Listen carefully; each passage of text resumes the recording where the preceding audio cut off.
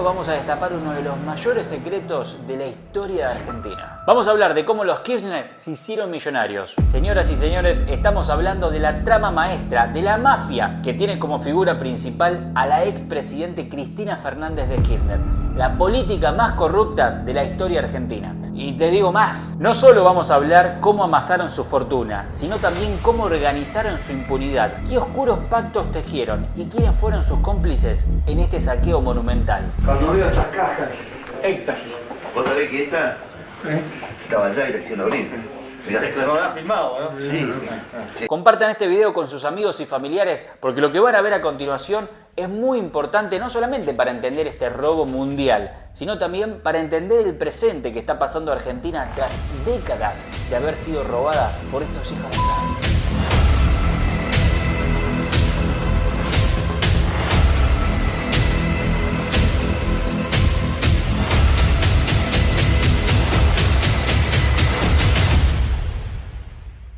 Se ha comprobado que en los últimos años previos a Javier Milei ha existido un proceso sistemático liderado por los kirchneristas que han gobernado el país con el único objetivo de robarse todo lo que tenían a su alcance. Y no se piense que estamos hablando de que se quedaban con algún vuelto. Estamos hablando de miles de millones de dólares que fueron robados tanto en el gobierno de Néstor Kirchner, en realidad antes, ya te voy a contar, en el gobierno de Néstor Kirchner, el de Cristina y también en el gobierno previo al de Milei, que fue el de Alberto Fernández con Cristina Fernández comandando todo como vicepresidenta. Pero vamos al inicio para que entiendas bien todo. ¿Cómo hicieron los Kirchner para ser durante décadas los dueños de Argentina? Néstor y Cristina se conocieron a mediados de los años 70 en la Universidad de Derecho de Buenos Aires. Para resumirlo, luego de que se pusieron en pareja, decidieron mudarse a Río Gallegos, en la provincia de Santa Cruz, para así ejercer como abogados. Tras la vuelta a la democracia en 1983, empezaron a militar en el Partido Peronista. Unos años más tarde, en 1987, Néstor fue elegido intendente de Río Gallegos.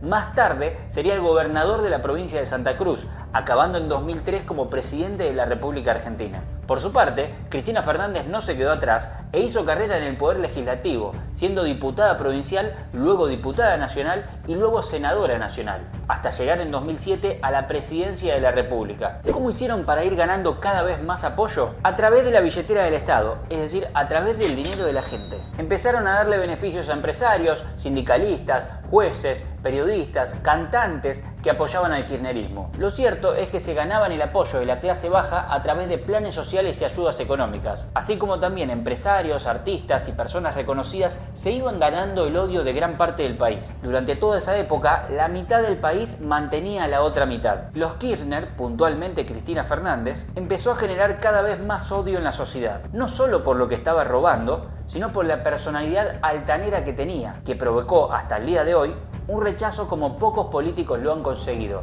Probablemente la política más odiada de la historia de Argentina. Compramos 300 vagones, 0 kilómetros. Cada uno de estos vagones nos salió $1.090.000. Pero bueno, Pato, contame cómo es que se hicieron millonarios. ¿De qué manera puntualmente robaban? De todas formas. Pero la más alevosa y la más grande, la que más hizo que se llenaran los bolsillos, fue a través de las obras públicas. A esto lo probaron primero en Chiquito, en la provincia de Santa Cruz, donde ellos se fueron, y después lo extendieron a todo el país. ¿Cómo lo hacían? De la siguiente manera. El presidente Kirchner, por medio de su ministro de Planificación e Inversión Pública, Julio De Vido, que dicho sea de paso se mantuvo durante los 12 años que gobernó el matrimonio, se reunía periódicamente con las principales empresas constructoras del país. Luego, cuando había que hacer alguna obra, se iba a un concurso público, pero siempre resultaba ganadora la empresa de ellos, que más tarde te voy a comentar cuál era. A todo esto, previamente ya había arreglado el gobierno para llevarse una parte de la torta y poder presupuestar un número extremadamente mayor de lo que realmente salía esa obra para realizarse. Se calcula que al momento de hacer el presupuesto, le redondeaban un 40% más de lo que realmente salía para hacerse esa obra. Es decir, que si una obra pública salía, por ejemplo, 100 millones, le agregaban ampliaciones y la dibujaban como para pasar un presupuesto, siguiendo este ejemplo,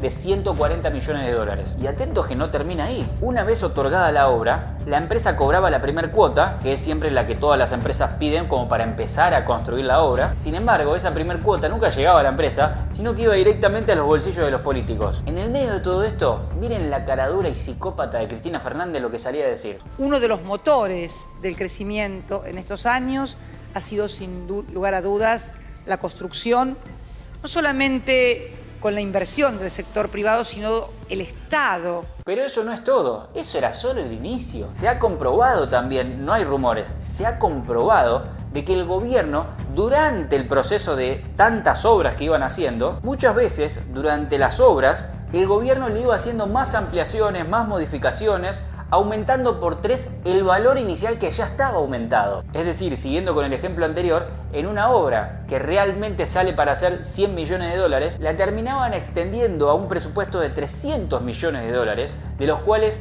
2/3, en este ejemplo 200 millones de dólares, iba directamente a los políticos. Y nunca olviden que no estamos hablando de pesos argentinos, que en ese momento no paraban de devaluarse. Estamos hablando de millones de dólares. ¿Y saben qué es lo peor de todo, encima de todo esto? Que en la mayoría de los casos, estas obras ni siquiera se terminaban. O sea que robaban todo eso y no es que por lo menos, aunque sea, te dejaban la obra terminada. Era todo show, todo para las cámaras. Pero como dice el dicho, las mentiras tienen patas cortas. Lo que sucedió fue que el chofer que trasladaba al recaudador del gobierno, es decir, el que iba a buscar las coimas, tenía la obsesión de anotar cada viaje, cada parada, cada edificio, el nombre de las personas que iban para la entrega de maletines, incluso las conversaciones que escuchaba durante sus viajes. Absolutamente todo esto quedó registrado en 8 cuadernos. No se sabe bien cuál era el objetivo de esta persona al hacer eso, si era para cubrirse sus espaldas, si era simplemente a modo de entretenimiento o si formaba parte de un sistema de control de ellos. Lo cierto es que en estos 8 cuadernos están anotados todos los detalles que la mafia kirchnerista usaba, por lo menos en este aspecto de tantos que iba robando. La cuestión es que esos cuadernos llegaron a manos de un periodista, que al ver lo que contenía, decidió entregarlos a la justicia. Tras un trabajo de meses de investigación, a finales de 2018, comenzaron las detenciones de altos funcionarios y empresarios vinculados con toda esta mafia. Pero no termina ahí, porque como pasa siempre, cuando empiezan a caer, empiezan a soplar para así obtener beneficios más que nada penitenciarios, como por ejemplo estar en libertad y no en la cárcel durante todo el tiempo que dura el proceso. Uno de ellos fue Carlos Wagner, el presidente de la Cámara de Construcción, que era la persona que convocaba a las empresas y uno de los que más se benefició. Su relato confirmó todo lo que decían los cuadernos. El resto de testimonios fueron en una línea similar, y agárrense porque este número los va a sorprender muchísimo. Según Carlos Wagner, no me extrañaría que sea más encima, confesó que durante los 12 años del gobierno del matrimonio Kirchner recibían de forma diaria una suma de 3 millones de dólares. Es decir, cada día el gobierno recibía de forma ilegal 3 millones de dólares. Solamente contando esos 12 años de gobierno, sin contar el de Alberto. Y solamente contando el área de las obras públicas en lo que refiere a la corrupción,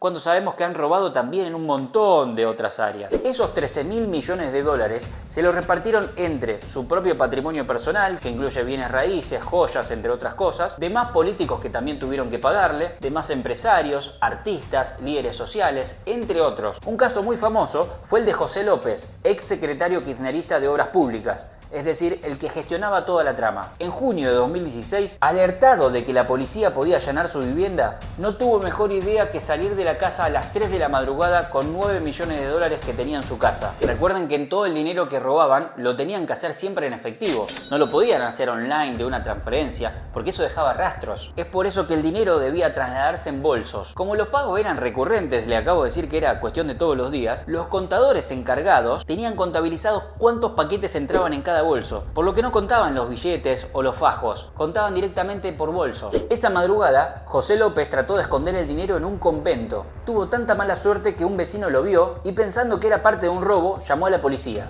De esta manera, terminó cayendo también José López. Y quizás te estés preguntando cómo en todo este proceso, en todos estos años, nadie se animó a investigar en profundidad a toda esta mafia de los Kirchner o intentar denunciar algo. Hubo varios casos, pero el más conocido fue el del fiscal Nisman, que lo mataron y terminaron diciendo que se quitó la vida cuando todos sabemos la verdad. Me imagino los que no son de Argentina, o los que son de Argentina también y quizá no saben tantos detalles como los que te estoy contando en este video, la impotencia que te debe dar escuchar todo esto. Y quizás más de uno se pregunte, ¿y por qué no la meten presa? No te voy a decir que es imposible, pero sí que es muy difícil de que eso sea posible, más allá de que sea el deseo de muchos. Te cuento por qué. Cristina Fernández de Kirchner fue condenada a 6 años de prisión más inhabilitación perpetua para ocupar cargos públicos. Esto se dio por el delito de administración fraudulenta durante los 12 años que ella y su difunto esposo gobernaron el país entre 2003 y 2015.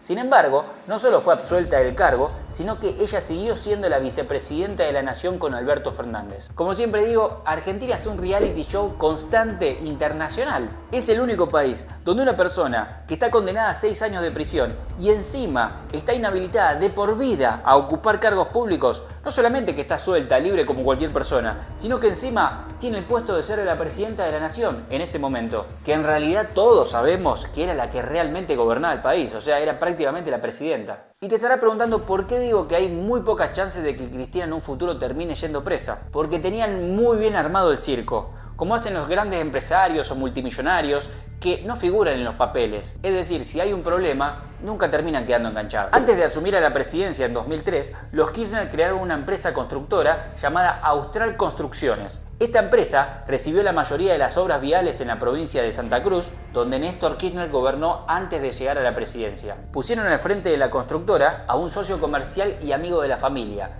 Lázaro Báez, quien actuó en todo este tiempo como testaferro. Báez, un ex gerente del Banco de Santa Cruz, supuestamente no tenía experiencia en el rubro de la construcción y los Kirchner fueron acusados de direccionar obras públicas hacia esa empresa. A pesar de la condena, el fallo debe ser ratificado por la Corte Suprema, lo que podría llevar años. También podría presentarse elecciones para un nuevo cargo en los próximos años, lo cual extendería aún más su inmunidad. Vale aclarar que este fue un récord porque es la primera vez en la historia de Argentina que un vicepresidente en funciones es juzgado y es condenado por la justicia. Si tienen en cuenta los 12 años que gobernó el matrimonio Kirchner, más 4 años de Alberto con Cristina, eso da un total de 16 años de decadencia argentina, 16 años de robo desmesurado de los políticos hacia la gente. Imagínense, para llevarlo a la realidad actual, el país que agarró Milei entre toda esta situación. Un país completamente destruido y no solamente hablando de la parte económica, la parte social también. No sabemos si en algún momento tendremos el privilegio de ver a Cristina Fernández presa. Lo dudo mucho. Lo que sí podemos ver es cómo Argentina de a poco comienza a ponerse de pie de la mano de Javier Milei y que cada vez más personas que estaban con la cabeza completamente lavada por el kirchnerismo empiezan a abrir los ojos. También